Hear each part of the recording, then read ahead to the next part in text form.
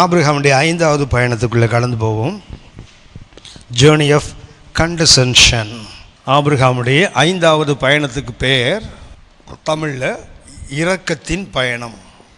ஆபிரகாமுடைய 5வது பயணம் ஆதியாகமம் 13ஆம் அதிகாரம் 1 முதல் 4 வசனங்களின் அடிப்படையில் ஆபிரகாமுடைய வாழ்க்கையில் உள்ள 5வது பயணத்தை நாம் கவனிக்கிறோம். இந்த கண்டசென்ஷன் என்று ஒரு நல்ல ஆங்கில வார்த்தை.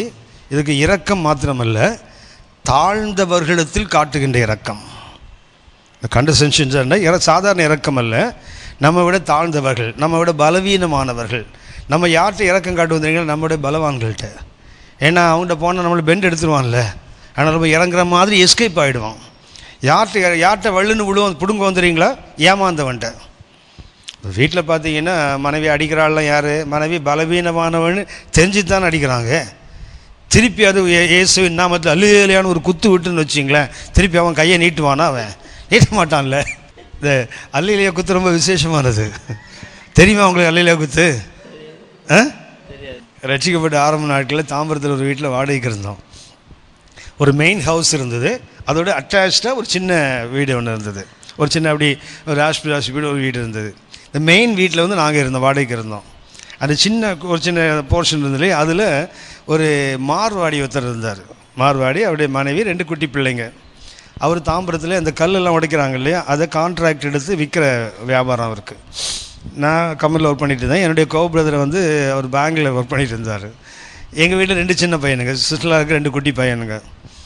அந்த தாம்பரம் முனிசிபாலிட்டியில் 20 நாளைக்கு ஒரு முறை தண்ணி, அந்த பாலா தண்ணி வர்றது விசேஷம். இந்த அம்மா என்ன பண்ணுவோன்னு சொன்னால், இது சைடில் இருக்கிறாங்க, மெயினில் நம்ம தான் இருக்கிறோம். அவங்க என்ன பண்ணுவாங்கன்னா, இந்த தண்ணி வருது இல்லையா, தண்ணி வந்த உடனே நம்மளால் யாரும் போய் தண்ணீர் பிடிக்கக்கூடாது, அவங்க தான் பிடிப்பாங்க முதல்ல. ஏன்னு கேட்டால், நாங்கள் பிராமின், நீங்கள் தண்ணி பிடிச்சி நான் பிடிச்சா தண்ணி தீட்டு போட்டுரும். அதனால நான் தான் முதல்ல பிடிப்பேன், நீங்கள் அப்புறம் தான் பிடிக்கணும். வீட்டில் நம்ம அம்மாமார் தான் கொதித்து எழுந்துருவாங்கல்ல, தண்ணின்னா மாத்திரம் காவேரியிலேருந்து வீட்டுக்கு வர குள தண்ணி வரைக்கும் நம்ம அம்மா விட மாட்டாங்கல்ல. தண்ணின்னா மாத்திரம் நம்ம அம்மாமாருக்கு அவ்வளோ ஒரு உயிர். இது இவங்க 2 பேரும் ஒய்ஃப் அண்ட் சிஸ்டர்லாம் கொதித்து எழுந்து விட்டாங்க. நம்ம மெயின் வீட்டில் இருக்கோம், 5000 வாடகை கொடுக்குறான், அவன் 500 வாடகை கொடுக்குறான், அவன் தான் முதல்ல தண்ணி பிடிக்கணுமா? நம்ம ரட்சிக்கப்பட்டவங்க அப்போ தான், ரட்சிக்கப்பட்ட புதுசு இல்லை, தொடப்பம் நல்ல பெருக்கும் இல்லை, புது தொடப்பம் ரொம்ப ஷார்ப்பாக இருந்த நேரம். அந்த நேரம் சொல்லிட்டேன், பிடிச்சி போட்டு நமக்கு என்ன இருக்குது, அவள் அது அப்படி சொல்கிறா, அவள் தீட்டு போட்டுருன்னு சொல்கிறா, சொல்லிட்டு போட்டோம். என்ன பண்ணாங்கன்னா, அந்த அம்மா என்ன பண்ண பிடிக்கும். ஒரு நாள் என்ன பண்ணாங்கன்னா, என் சிஸ்டலா பையன், குட்டி பையன் என்ன பண்ணான்னா, அந்த அம்மா தண்ணி பிடிச்சிட்டு நிற்குது. இவன் போய் என்ன பண்ணான்னா, தண்ணி வர அந்த குளம் இருக்குது பார்த்தீங்களா, அது பைப்பு வருது இல்லையா, அந்த பைப்பை தொட்டுட்டானா. தண்ணியை தொடலை, ஆக்சுவலாக தண்ணி வர பைப்பை தொட்டா இது என்ன பண்ணால், அந்த குடத்தை காலில் அப்படி அவள் குடத்தை காலில் எட்டி உரைச்சிட்டு அந்த தண்ணி தீட்டு போட்டு தான் மறுபடியும் தூக்கி வச்சுது. நம்ம அம்மாமாருக்கு பயங்கர கோபம் வந்துருச்சு. பிள்ளை தண்ணியை கூட தொடலை, அந்த தண்ணீர் வரக்கூடிய அந்த பைப் இருக்குது பார்த்தீங்களா, அதை தொட்டதுக்கு இது தண்ணியை கொட்டுதுன்னா இதை விடலாமா? இதை அவ்வளோதான் வரிஞ்சு கட்டி இறங்கிட்டாங்க. போய் இவங்களை ஓரளவுக்கு சமாதானப்படுத்தி வீட்டில் இருக்குன்னு கேட்டால், அந்த நேரம் பார்த்து எங்கள் சர்ச்சிலேருந்து ஒருத்தர் ஹவுஸ் விசிட்டிங் வர ஒரு எல்டர் வரார். புதுசாக வந்திருக்கோம் இல்லையா, வந்தவர் பார்த்தா நம்ம ஆளுங்க கொதிச்சிட்டு இருக்காங்கல்ல, உங்களுக்கு தான் தெரியுமே, வெளியே இருந்து யாராவது ஒருத்தர் வந்தால் நம்ம அம்மாவுக்கு என்ன வேலை, வீட்டில் உள்ளவங்க உதவாக்குறேன்னு சொல்கிறது தானே வேலை. இந்த ஆள் இருக்கிறானே ஒன்றுக்கும் உதவாடும், துப்பு கட்டவன், இப்படி தானே ஆரம்பிப்பான் நம்ம ஆள். வந்த உடனே என்ன கோபுரத்தில் நிற்கிறாரு, நானும் நிற்கிறோம். ஒன்று இந்த ஒய்ஃப் சிஸ்டர்லாம் சொல்கிறாங்க, இவங்க ரட்சிக்கப்பட்டானுங்க, ஆம்பளையாகவே இல்லாமல் ஆயிட்டானுங்க ஆளுங்க. இவ்வளோ அக்கிரமம் பண்ணுறாங்க, இவ்வளோ அட்டூழியம் பண்ணுறான், தண்ணி குழந்த பைப்பை தொட்டதுக்கு கொட்டுறா, அது கூட இவனை பார்த்துட்டு உட்காந்துருக்கான் 2 பேரும். இல்லை ஆம்பளைங்களா இவங்க? உடனே நான் வந்தார்லே மூப்பர் அவர் சொன்னார், பிரதர் ரொம்பலாம் பொறுமையாக இருக்கக்கூடாது பிரதர், அல்லேலூயான்னு ஒரு குத்து விடுங்க பிரதர், பிரைஸ் தி லார்ட். அவர் சொல்லி கொடுத்தோம் அல்லேலூயா குத்து, அதாவது அடித்த பாவம் அல்லேலூயால போயிடுமா, அதனால அல்லேலூயான்னு சொல்லி குத்து விடணுமா. அதோடு நேற்று தான் பரவாயில்ல, அதுக்கும் அவன் மசி இல்லைன்னா சொல்லுங்க பிரதர், நம்ம பசங்களை அனுப்புகிறேன், 2 தட்டு தட்டி வைப்பான், சரியாயிடுவான். நான் நம்மகிட்ட அல்லேலூயா குத்தெல்லாம் இருக்குது. அதனால் எனக்கு ஆச்சரியமாக இருந்தது, என்னோட ஒரு சபையின் பிறந்து இப்படி ஆலோசனை சொல்லிட்டு போகிறேன், ஒன்று நீ குத்து, இல்லைன்னா எங்கிட்ட சொல்லு, நான் ஆளை வச்சு அடிக்கிறேன்றாரு. ஏன்னா அவனை அப்படி தான் அடிச்சிருக்கணும் அவனை. அதுக்குள்ள இப்போ யோசித்து பார்க்குறேன், அவர் சொன்னது சரிதான், அல்லேலூயா போடாமலே அடிச்சிருக்கணும் அவனை. தண்ணியை தொட்டா அது என்ன சொன்னாங்கன்னா, நம்ம ஆளுங்க அவன் எங்கேயோ குஜராத்லேருந்து வந்தப்ப நம்மளை வந்து மிரட்டுறான், நம்ம இங்கே வந்து அடிமையா நம்ம ஊரில் நம்ம இருக்கிறோம், அவன் ஊரில் போனால் நம்மளை விடுவானா? அப்படி எல்லாம் நியாயம்தான். பைபிளை தூக்கிட்டோமே, அதான் சொன்னோமே, நீங்கள் ஆம்பளையாகவே இல்லாமல் ஆயிட்டீங்கன்னு சொன்னோமே, அதுதான் காரணம். சரி போட்டோம். இரக்கம் என்பது யாருக்கு காட்டுவது? நம்ம விட பெரிய ஆளுக்கு இல்லை, நம்ம விட தாழ்ந்தவருக்கு. அந்த இந்த கண்டசென்ஷன் இந்த வார்த்தைக்கு அர்த்தமாக தான் அது. Showing mercy to the people who are lower than us. நம்மை விட தாழ்ந்தவருக்கு நம்ம அவன்கிட்ட தான் இறக்கத்தை காட்ட மாட்டோம். நம்முடைய வீரத்தை நம்ம பலத்தெல்லாம் யார்கிட்ட காட்டுவோம்? நம்முடைய ஏமாளித்து தான் காட்டுவோமே தவிர நம்முடைய பலவான்கள்கிட்ட காட்ட மாட்டோம். ஆனால் ஆபிரகாமுடைய பயணத்தில் 5வது பயணம் என்னவென்றால் ஜேர்னி ஆஃப் கண்டசென்ஷன், இரக்கத்தின் பயணம். அந்த வேத பகுதியை வாசிக்கலாம். ஆதியாகமம் 13:1 முதல் 4 வரை கொஞ்சம் வாசிங்க. ஆபிரகாமும் மனைவியும் அவனுக்கு உண்டான யாவும் அவனுடனே லோத்தும் எகிப்தை விட்டு தென் திசையில் வந்தார்கள்.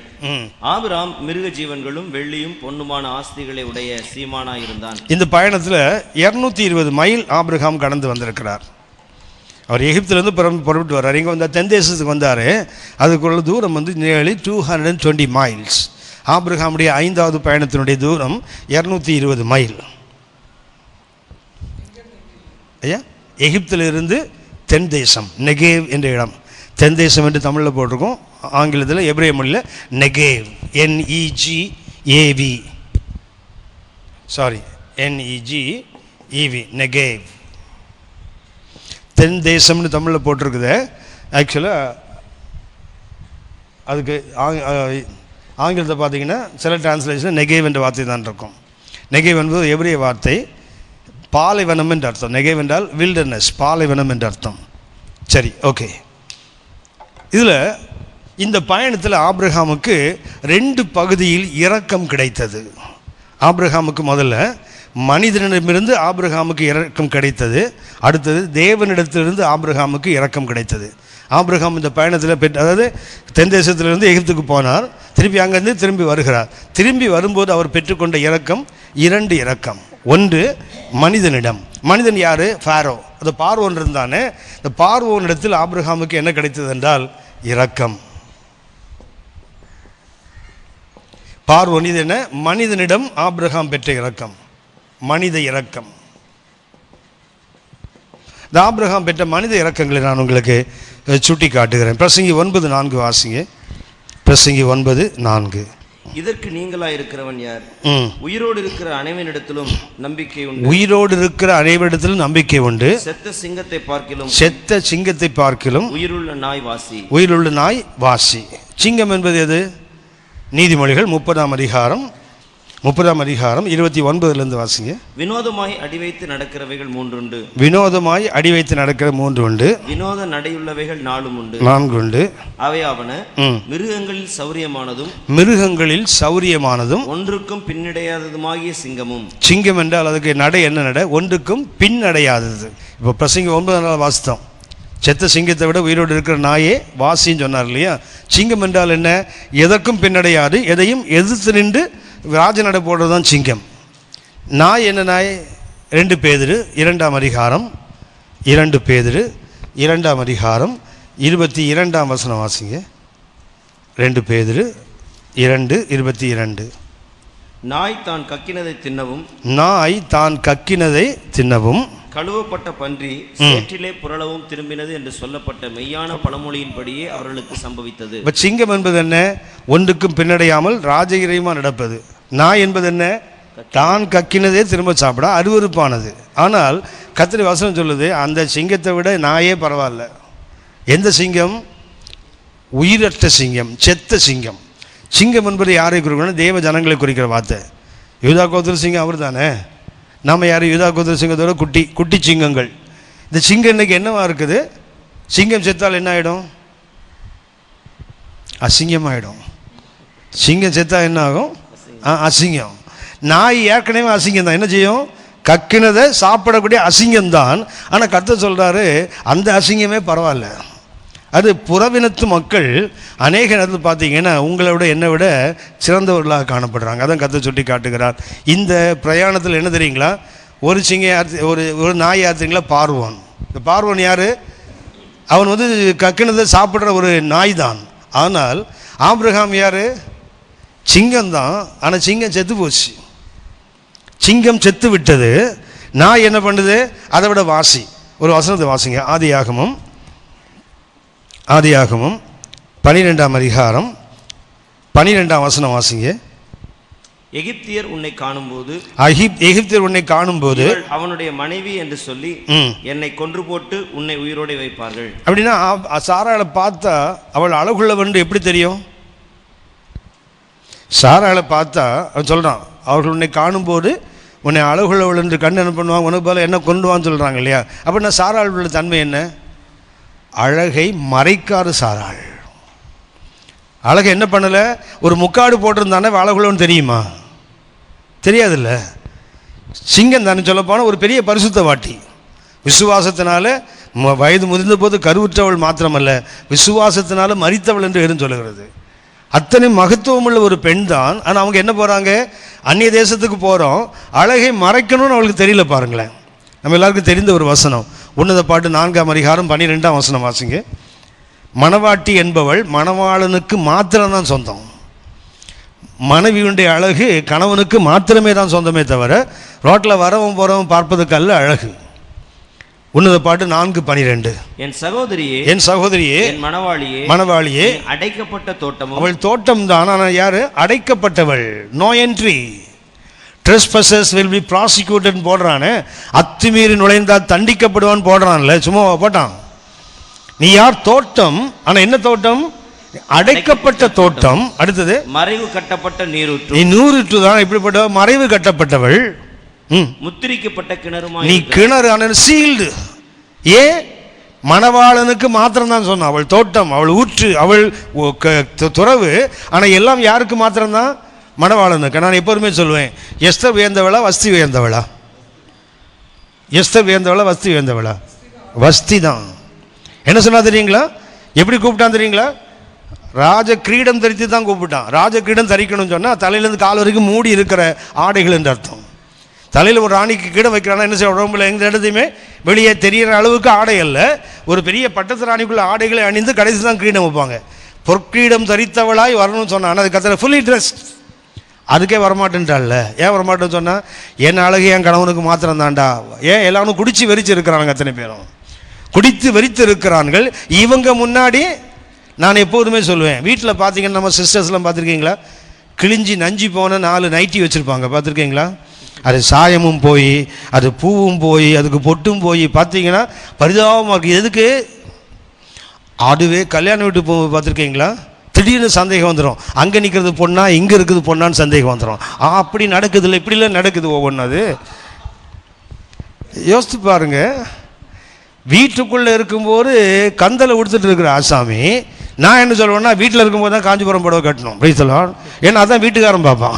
அது போன ரோட்டில் அப்போ தான் கிழிஞ்ச புடவை கட்டு போகணும் வெளியே. ஆமாய்யா, இதெல்லாம் நடக்கிற கதையா ஏங்க? ஆமாவா? ஆமாம் தானே? வெளியே போனால் மற்றவங்க தானே பார்க்க போகிறாங்க. அப்போ நாம் எதுக்காக ட்ரெஸ் பண்ணுறோம்? மற்றவங்க பாராட்டணுங்கிறதுக்கு தானே.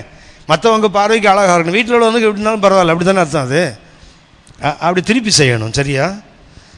முதல்ல உங்கள் வீட்டில் செய்யுங்க, அதுக்கப்புறம் இங்கே வாங்க அப்படின்னு போய் பார்க்குறதே தெரியுது எனக்கு. அவ்வளோ ஈஸியாக மாற்ற முடியாது நம்ம அம்மாமாரை.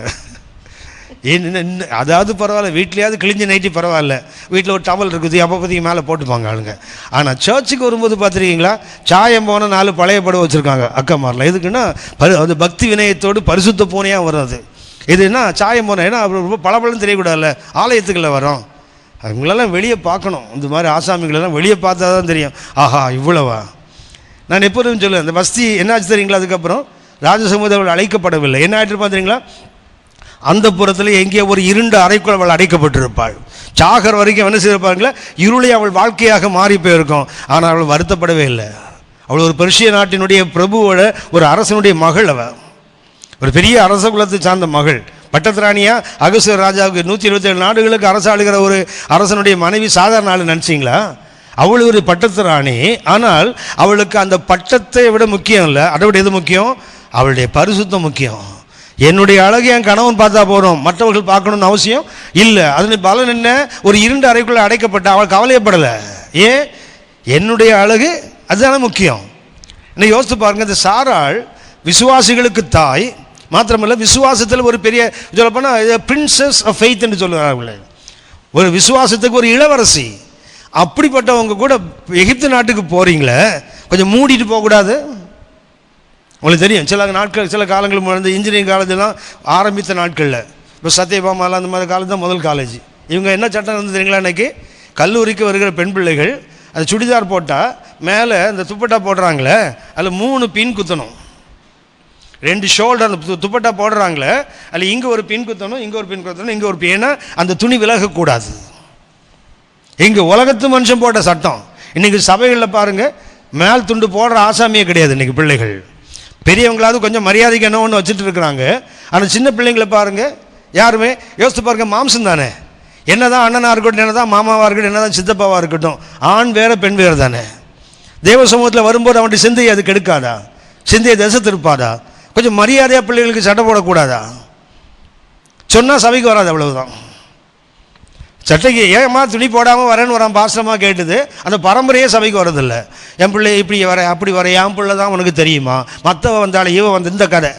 வாம் பிள்ளையை உருப்படத்தை வழியை பாருன்னா, அவள் பிள்ளை வந்துல அவளையா கேட்கல, அது உனக்கு என்ன கவலை? வாம் பிள்ளை உருப்பட்டே அதுதானே பார்க்கணும். நீ போகட்டும். இதெல்லாம் நல்ல காலம் நான் பாஸ்டர் ஆகலை, கத்திரிக்கு சோத்திரம். ஒருத்தன் கூட சபையில் இருக்க மாட்டான். நானும் என் வீட்டாருமோ வீட்டார் கூட இருக்க மாட்டான். நானே கத்திரி செய்வேன்னு உட்காந்துப்பேன். நான் நல்ல காலம் கத்தர் எனக்கு அந்த அழைப்பை கொடுக்கவும் போனார். வருத்தமாக இருக்குது. சில பாஸ்டர்ஸை பார்க்கும்போது ஒரு மாதிரி நிர்பந்தமான நிலைமை. சொல்லவும் முடியாது, சொல்லாமல் இருக்கவும் முடியாது. சொன்னால் வரவும் மாட்டான். வர 4 பேரில் 3 பேர் காணாமல் போயிடுவான். இந்த போகிற பேச்சுமா போகாது, மண்ணவாரி போட்டு வர போகும். நீர்களெலாம் கூட்டி போயிடும். வேறு ரொம்ப தர்ம சங்கடமான உண்டு. ஏன் 8:30 மணி சர்வீஸுக்கு 9 மணின்னு கேட்டால் வரேன்னு கேட்டால் அவ்வளவுதான். அடுத்த வாரம் அதுவும் வரமாட்டான், அவ்வளவுதான். அவன் நின்னா பரவாயில்ல, கூட 4 பேரும் நிறுத்திடுவான். அப்படிப்பட்ட சபைகள், அப்படிப்பட்ட காலத்தில் நீங்கள் நான் இருக்கிறோம். திருப்பி விட்டு சாராளை கேட்போம். நம்ம மிக மதிப்புக்குரியவர்கள், நமக்கெல்லாம் தாய் என்று அழைக்கப்படுறவங்க. அந்த அழகை மறைச்சிருந்தா இந்த பார்வோனுக்கு இந்த வம்பு வந்திருக்குமா? ஆபிரகாம் சொன்னார், அவர்கள் உன்னை காணும் போதுன்னு சொன்னான்ல, அவருக்கு தெரியுதில்ல, பாப்பான்னு தெரியுதில்ல, கொஞ்சம் மூடி தான் கூட்டிகிட்டு வர்றது. அந்த அம்மாவுக்கு தான் அறிவு இல்லை. இந்த ஆபிரகாமுக்கு அவர் கொஞ்சம் இருக்கக்கூடாது. ஒரு பொம்பளை கூப்பிட்டு போகிறவன் முகத்தெல்லாம் காட்டு வரால பாப்பானுங்கன்னு இவருக்கு தெரியுதில்ல, அவனுக்கு நல்லா தெரியுது. அவர்கள் உன்னை காணும் போதுன்னு சொல்லி தானே கூப்பிட்டு வராரு. பாப்பாங்கன்னு உங்களுக்கு தெரியுதில்ல. ஏன் அவளை ஒரு துணி எடுத்து முகத்தில் போடுமா? அவள் என்ன பெரிய கோடீஸ்வரி, அவள் பெரிய சீமான், ஒரு சீமானுடைய மனைவி, ஒரு துணியாக இல்லை. பின்னாடி யோசித்து பாருங்கள். இந்த அபிமெலேக்கு அவன் ஊரை விட்டு திரும்பி வரும்போது 100 வெள்ளி காசு கொடுக்குறான் ஆபிரகாமுக்கு. எதுக்குன்னு கேட்டால், நேராக சென்னை சில்க் ஹவுஸ்க்கு போ, கொஞ்சம் துணி வாங்கி அவன் ஒய்ஃபை போட்டு கூட்டு போடா வீட்டுக்குன்னு சொல்கிறான் பாருங்களேன். அப்படி அவள் கடிந்து கொள்ளப்பட்டால், அவள் அவமரியாதைப்படுத்தப்பட்டாலும் போட்டிருக்கல. தேவையா இது? சரி போகட்டும். பார்வோனுக்கு கெட்டதுக்கு காரணம் யார்? அவன் இல்லை. சரி, அடுத்த வசனத்தை வாசிங்க. 12ஆம் அதிகாரம் 14ஆம் வசனம் வாசிங்க. ஆபிரகாம் எகிப்திலே வந்தபோது எகிப்தியர் அந்த ஸ்திரீயை மிகுந்த அளவுள்ளவள் என்று கண்டார்கள். அவன் சொன்னான், காணுவாங்க சொன்னான். அப்புறம் அவையினர் கண்டாங்கன்னே போட்டிருக்குல்ல. அப்போ உங்களுக்கு முதலே தெரியுது, பாப்பான்னு தெரியுது. அவர் பார்த்தார்கள், காணும் போதுன்னு அவர் சொன்னார், கண்டார்கள்னு அவையினர் எழுதுறாரு. அப்படின்னா முன்னாடி தெரிஞ்சே என்ன பண்ணுறாங்க, இந்த தவறை அவர் செய்கிறார்கள். இந்த மாதிரி ஆசாமி விழுந்து போகிறதுக்கு காரணம் இப்படிப்பட்ட பரிசுத்தவாட்டிகள் தான். விழுந்து போனதுக்கு காரணம் அதுதான். சரி, 12-15 வாசிங்க. பார்வோனுடைய பிரபுக்களும் அவளை கண்டு பார்வோனுக்கு முன்பாக அவளை புகழ்ந்தார்கள். அப்படின்னா அந்த எகிப்தினுடைய தன்மை என்ன தெரியுங்களா? யாரிடத்தில் மேன்மையான ஒன்று இருக்குதோ அதை புகழக்கூடிய தன்மை இருக்கு பாருங்க அவங்களுக்கு. அந்நிய தேசத்து ஒரு பெண் வருகிறாள், அவளை பார்த்தோன்னு என்ன பண்ணுறான், அவள் அழகுள்ளவன் கண்டு என்ன பண்ணுறான், அவன் என்ன செய்கிறான், ராஜாட்ட போய் சொல்கிறான், பார்வோன்ட்டு போய் சொல்கிறான், நம்ம ஊருக்கு ஒரு பேரழகி வந்திருக்கிறான், அழகுள்ளவள் என்று கண்டபோது என்ன பண்ணுறான், அதை அழிக்க நினைக்கல, மாற என்ன பண்ணுறான், அதை பாராட்டுறான். பாருங்களேன், இன்றைக்கு சபையில் இல்லாத தன்மை என்ன தெரியுங்களா? ஒருவன்ட்டு ஒரு நல்ல குணம் வந்துன்னு வச்சிங்களேன், அது என்ன செய்ய மாட்டோம், பாராட்ட மாட்டோம். ஏதாவது சொல்லி அதை பஞ்சர் பண்ணி அவனை காலி பண்ண ட்ரை பண்ணுவோம். ஏன்னா அவன் பெரிய ஆள் ஆகிடக்கூடாது. நிறைய பேர் பார்த்தீங்கன்னா ஒரு நல்லா பாடினீங்கன்னா, தம்பி நல்லா பாடினீங்கன்னு சொல்ல மாட்டான். சொன்னேன்னா அது ரொம்ப பெருமை வந்துடும், அதுக்கு அது சொல்லக்கூடாது. ஒருத்தர் நல்ல வசனத்தை சொன்னால் சூப்பராக இருந்தியான்னு ரொம்ப பிரயோஜனமாக சொல்லணும்ல. ஏன் அதை உற்சாகப்படுத்தக்கூடாது? அது சபையில் இன்னைக்கு இல்லை. ஆனால் பொல்லாத பார்வோனுக்கும் அவன் ஜனங்களுக்கும் அது இருக்குது பாருங்கள்.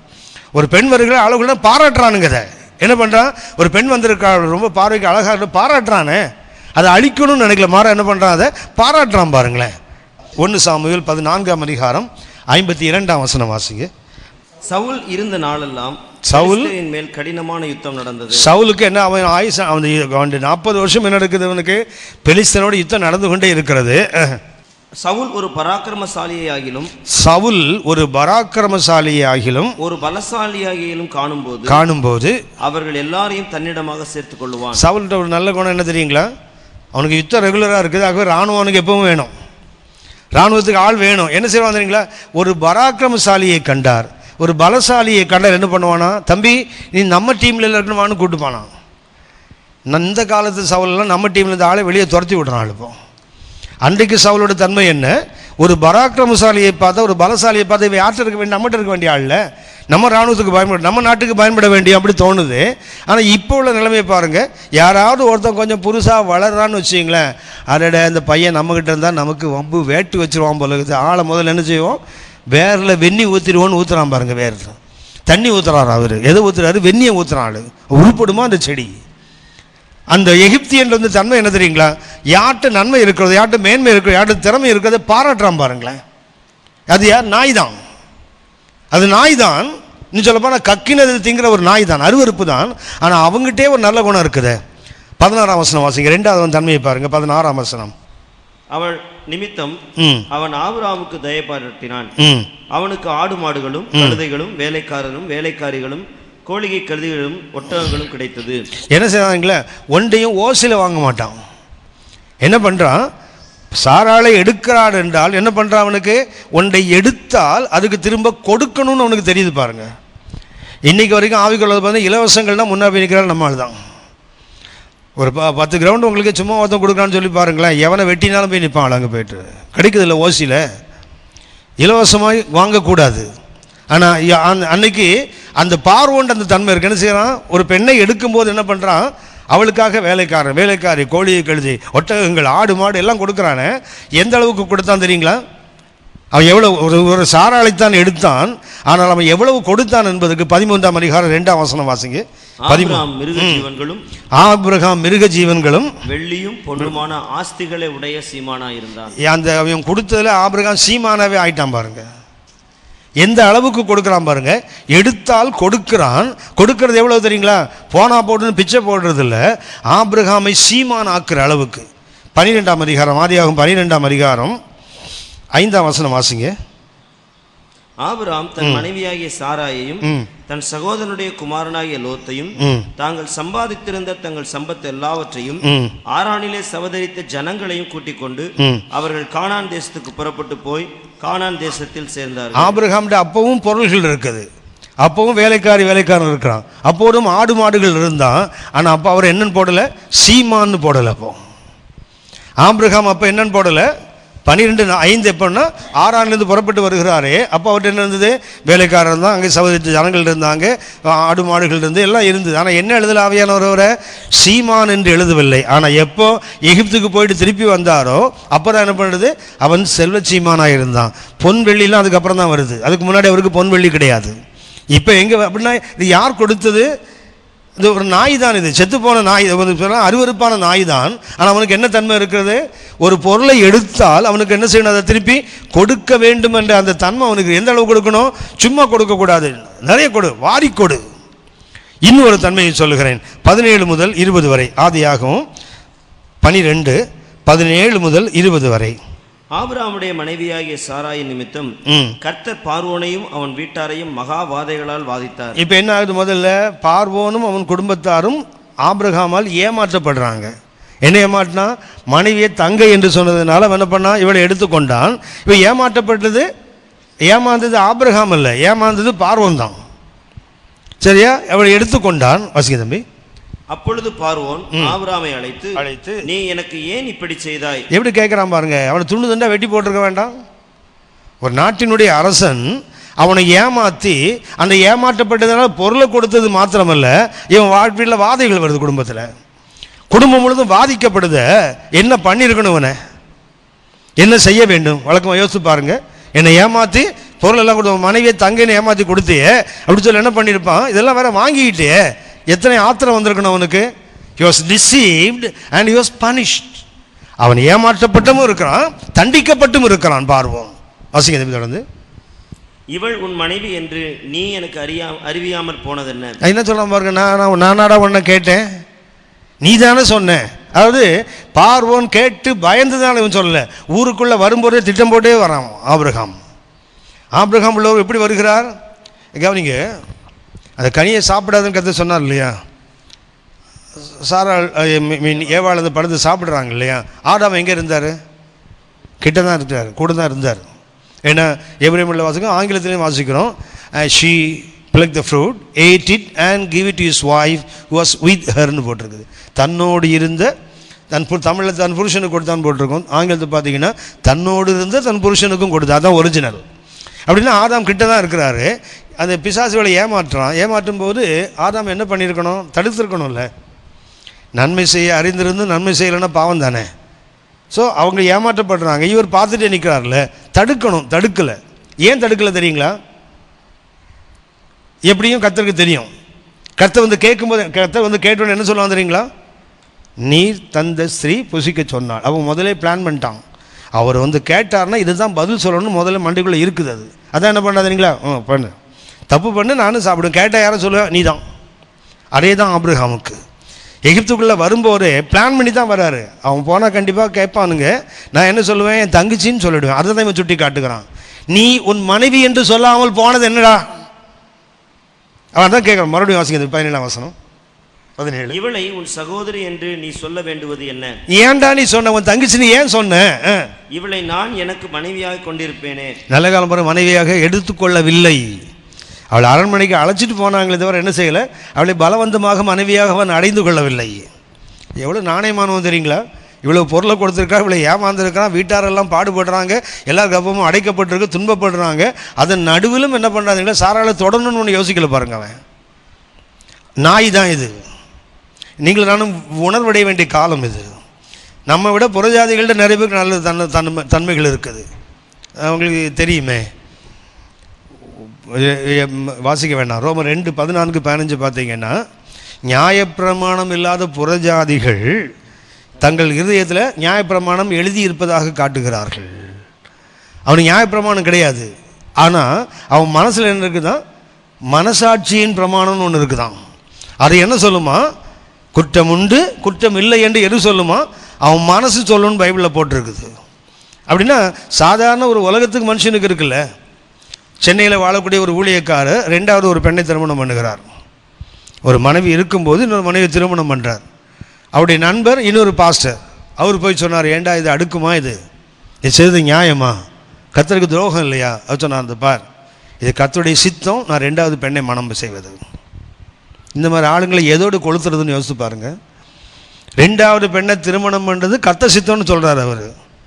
உன்னை எவ்வளோ சொன்னார், இப்படி உன்னை நீ ஏமாற்றிக்காத, உன்னை மனைவிக்கு நீ துரோகம் பண்ணுற, கர்த்தருக்கு துரோகம் பண்ணுற, நீ சொல்கிற வசனத்தை நீ ஏமாத்துற. அவர் சொன்னார், ஆபிரகாம் போய் கேள்றா, ஈசாக்கு போய் கேளு, யாக்கோவை போய் கேளு, தாவீதை கேளு, சாலமோனை கேளு. அவங்களுக்கெல்லாம் நிறைய மனைவி இல்லை, அவங்களாம் ஊழியம் செய்யலை, கர்த்தர் அவங்கள அடித்தாரா? யோசித்து பாருங்கள். வசனத்தை போதிக்கிற தேவனால் அழைக்கப்பட்டு போஷிக்கப்பட்டு ஒரு ஊழியக்காரனுக்கு இவ்வளோ திருட்டு புத்தி இருக்குது. உலகத்தில் எத்தனை மனுஷன் வந்து ஒரு மனைவிக்கு பிரமாணிக்கமாக இருக்கிறான் தெரியுங்களா? கடவுளை அறியாதவன், தேவனை அறியாதவன், கல்லை மண்ணை வணங்கான்னு சொல்கிறோமே, எத்தனை பேர் ஒரு மனைவிக்கு எவ்வளவு பிரமாணிக்கமாக எவ்வளோ உண்மையாக வாழ்ந்துட்டு இருக்கிறான். சிந்தையினால் கூட மனைவிக்கு துரோகம் பண்ணாதவன் எவ்வளோ பேர் இருக்கான் தெரியுங்களா? இன்றைக்கி நாம் சிங்கங்கள்னு சொல்லுகிறோம், நான் அசிங்கமாக செத்து கிடக்கிறோம் ஆவிக்கிற வாழ்க்கையில். இந்த ஆபிரகாம் உண்மையிலே வருத்தத்துக்குரியது. இந்த பகுதியெல்லாம் பார்த்தீங்கன்னா ஆபிரகாம் ஒரு பெரிய மகான், நம்ம ஒன்றும் அவங்கள சொல்ல முடியாது. ஆனால் வசனம் இதெல்லாம் ஏன் எழுதி வச்சுருக்கேன்னா, அவங்கள குறைச்சி சொல்வதற்கல்ல, நம்மை உணர்வடைய செய்வதற்கு. கடைசி காலத்து வாழ்கிற எனக்கும் உங்களுக்கும் ஒரு பாடமாக இருப்பது தான் எழுதப்பட்டிருக்கிறது. இவன் அந்த ஃபேரோ வந்து துடிக்கிறான். அவன்ட தங்கச்சின்னு சொல்ல வேண்டிய அவசியம் உனக்கு என்ன வந்தது? அடுத்தது அவனை கேட்குறான், நான் இவளை மனைவியாக கொண்டிருப்பேனே. தொடர்ந்து வாசிங்க தம்பி. இதோ உன் மனைவி. என்ன பண்ணுறான் பாருங்க, அவன் கேட்கவே இல்லை பாருங்களேன். இந்தப்பா என்ன விசேஷம் தெரியுங்களா? பின்னாடி 20ஆம் அதிகாரத்தில் அபிமெலேக்கு இதே பிரச்சனை வரும். வரும்போது கர்த்தர் ராத்திரி போய் மிரட்டுவார் அவனை. யாரை? அபிமெலேக்கு கனவுல தரிசனமாகி, டே அவன் இன்னொருடைய மனைவி தொட்ட செத்த கொன்னுடுவவனை அனுப்பிவிடு, அவன் ஒரு தீர்க்க தரிசி, இப்படிலாம் சொன்னார்ல. இந்த பார்வோன்ட்டு யாருமே பேசலை பாருங்களேன். அபிமெலேக்கிட்டையாவது கர்த்தர் போய் பேசினார், இந்த பார்வோன்ட்டு யார் பேசலை. அப்படி அவனுடைய மனசாட்சி எவ்வளோ ஷார்ப்பாக இருக்கு பாருங்க. when he came to the truth, அந்த உண்மை அவனுக்கு வந்தபோது என்ன பண்ணுறான், அவன் மனசாட்சி அவனுக்கு நடுங்குது பாருங்க. கர்த்தர் பேசலை, மிரட்டலை, உன்னை அடிப்பேன் அதை பண்ணலாம் ஒன்றும் சொல்லலை. அபிமெலேக்கு அதை கர்த்தர் சொன்னார். அவன் சொன்னான் உத்தம மறுத்தவன் செய்தேன், ஆனால் தான் உன்னை தொட அனுமதிக்கலைன்றாரு. அப்படின்னா அவன் சாராளை தொடாமல் இருந்ததுக்கு காரணம் கர்த்தர். ஆனால் பார்வோனுக்கு அப்படி அவன் சொல்கிறான், நான் அவளை மனைவியாக எடுத்துக்கொண்டிருப்பேனே. நல்லா கவனித்துக் கொள்ளுங்கள். இந்த ஃபாரோ, நான் தான் சொல்லல, இது செத்த அருவருப்பான நாய் தான். ஆனால் சிங்கமாகி ஆபிரகாமுடையது எவ்வளவு மேலே. ஆபிரகாம்கிட்ட பேசும்போது ஆபிரகாம் எப்படி நின்றுப்பான்னு கொஞ்சம் யோசித்து பாருங்க. உன் சகோதரின்னு சொல்ல நீங்கள் என்னத்தை கண்ட, நான் அவளை மனைவியாக எடுத்துக்கொண்டிருப்பேனே அப்படி சொல்கிறானே. இந்த ஆபிரகாம் முகம் எப்படி ஆயிருக்குன்னு யோசித்து பாருங்க. சரி, தொடர்ந்து வாசிங்க தம்பி. இவளை அழைத்து கொண்டு போ என்று சொன்னான். இவளை அழைத்து கொண்டு போ என்று சொன்னான். பார்வோன் அவனை குறித்து தன் மனுஷருக்கு கட்டளை கொடுத்தான். என்ன பண்றான் தெரியுங்களா? அடுத்தது அதுதான் அவனுடைய வாழ்க்கையில் கிரேட். யாருக்கு கட்டளை கொடுக்குறான்? தன் மனுஷன். எதுக்கு மனுஷனுக்கு கட்டளை எடுக்கிறான்? எங்கள் ராஜாவாடா ஏமாத்தின போட்டு தள்ளியிருக்க வேண்டாம், அவனை அட்லீஸ்ட் கொடுத்தையாவது பிடிங்கிருக்க வேண்டாம். அதுதான் பார்வோன். அவன் என்ன பண்ணுறான்? அவனை மனுஷங்களுக்கு கட்டளையிட்டான். தமிழில் அப்படி இருக்குது. ஆனால் எவரிய மொழியும் ஆங்கிலத்தையும் பார்த்தீங்கன்னா அவனுடைய பொருள்கள் எதையும் தொடக்கூடாது என்று கட்டளையிட்டான். என்ன கட்டளையிட்டான்? அந்த 20ஆம் வசனம் இருக்குது. அந்த 19-20 வருஷங்களை பார்த்தீங்கன்னா என்ன இருக்குன்னு சொன்னால், என்ன பண்ண அவன் மனுஷர்களுக்கு என்ன கட்டளையிட்டானா, ஆபிரகாமையோ அவனுடைய உடைமைகளோ எதையும் என்ன செய்யக்கூடாது, அதாவது அவனுக்கு தீமை செய்யாமல் அனுப்பிடுங்கடா வெளியேன்னு அர்த்தம். அட்லீஸ்ட் கொடுத்ததாவது பிடுங்கி அனுப்பியிருக்கணும்ல, அதானே செய்யணும். யோசித்து பாருங்கள், தாவீது நல்லவர் தானே இந்த விஷயத்தில். சரி, 2 சாமுவேல் 16ஆம் அதிகாரம், 2 சாமுவேல் 16ஆம் அதிகாரம் 1 முதல் 4 வரை வாசிங்க. தாவீது மலையுச்சியிலிருந்து சற்றப்புறம் நடந்து போன போது இதோ மேவிபோசேத்தின் காரியக்காரனான சீபா. மேவிபோசேத், அந்த மேவிபோசேத் யாருன்னு சொன்னால் யோனத்தானுடைய பையன், சவுலோட பேரன். கீழே விழுந்து கால்கள் முடமானவன். தாவீது யோனத்தான் நிமித்தம் நான் யாராவது உதவி செய்யணும் உண்டான்னு கேட்டார். யோனத்தான் இவனை மேவிபோசேத் சொன்னாங்க. அந்த சீபா வேலைக்காரன் தான் சொன்னான். தாத்தாவோட மொத்த ப்ராப்பர்ட்டிஸும் யாருக்கு கொடுத்துட்டான்? சவுலோட எல்லா ப்ராப்பர்ட்டி, யோனத்தாண்டி ப்ராப்பர்ட்டிலாம் யாருக்கு கொடுத்தான்? தாவீது அந்த மேவிபோசேத்துக்கு கொடுத்து விட்டான். போப்பா நீ என்ஜாய் பண்ணு. இப்போது தாவீது அப்சலோமு பயந்து ஓடி போகிறார். அந்த ஷீபா எதிர வர்றான். வாசிங்க தம்பி. காரியக்காரனாகிய சீபா பொதிகளை சுமக்கிற 2 கழுதைகளை ஓட்டி கொண்டு வந்து அவனை சந்தித்தான். அவைகளில் 200 அப்பங்களும் பச்சலான 100 திராட்சைப்பழ குலைகளும் வசந்த காலத்து பலனான 100 குலைகளும் ஒரு துருத்தி திராட்சரசமும் இருந்தது. என்ன பண்ணுறான்? இந்த ஷீபா என்ன பண்ணுறான்? தாவீதுக்கு லஞ்சம் கொடுக்குறான். அப்போ கொண்டு வந்து நிறைய பொருளை கொடுக்குறான். தாவீது ஏற்கனவே நாடோடியாக ஓடி தெரிகிறார். ஆகவே இதெல்லாம் தேவை. அப்போ திராட்சைகள் வற்றல்கள் எல்லாம் தேவை. வாங்கிக்கிட்டாரு. ராஜா சீபாவை பார்த்து இவைகள் என்னத்திற்கு என்று கேட்டதற்கு சீபா, கழுதைகள் ராஜாவின் வீட்டார் ஏறுகிறதற்கும் அப்பங்களும் பழங்களும் வாலிபர் புசிக்கிறதற்கும் திராட்சரசம் வனாந்திரத்தில் விடாய்த்து போனவர்கள் குடிக்கிறதற்குமே என்றான். அப்பொழுது ராஜா, உன் ஆண்டவனுடைய குமாரன் எங்கே என்று கேட்டதற்கு சீபா, மேவிபோசேத் எங்கேன்னு கேட்கிறான். அதுக்கு அவன் என்ன சொல்றான் பாருங்க. எருசலேமில் இருக்கிறான். இன்று இஸ்ரவேல் வீட்டார் என் தகப்பனுடைய ராஜ்யத்தை என் வசமாய் திரும்ப பண்ணுவார்கள் என்றான் என்று சொன்னான். அப்பொழுது ராஜா சீபாவை நோக்கி, மேவிபோசேத்திற்கு உண்டானதெல்லாம் உன்னுடையதாயிற்று என்றான். தாவீது கொடுத்தது உடனே பிடிங்கிட்டான் பாருங்க. மேவிபோசேத்துக்கு கொடுத்தான்.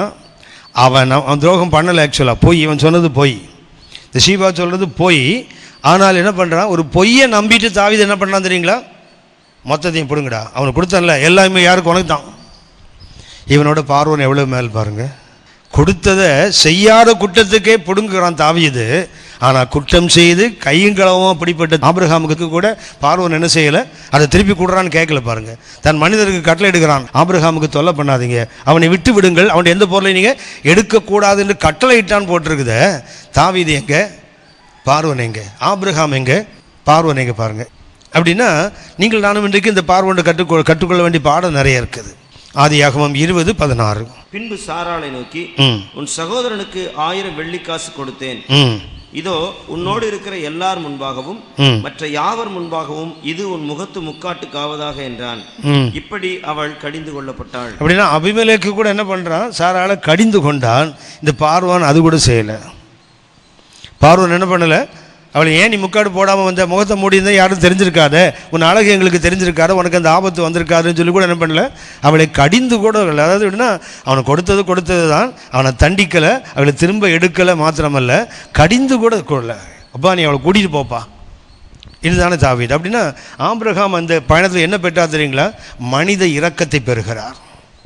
மனித இரக்கம் அவர் கேட்கல, ஆனாலும் அந்த மனித இரக்கம் அவருக்கு கிடைத்தது. நாம் ஜெபம் பண்ணுவோம். வருகை தாமதித்தால் அடுத்த முறை தொடர்ந்து கவனிப்போம்.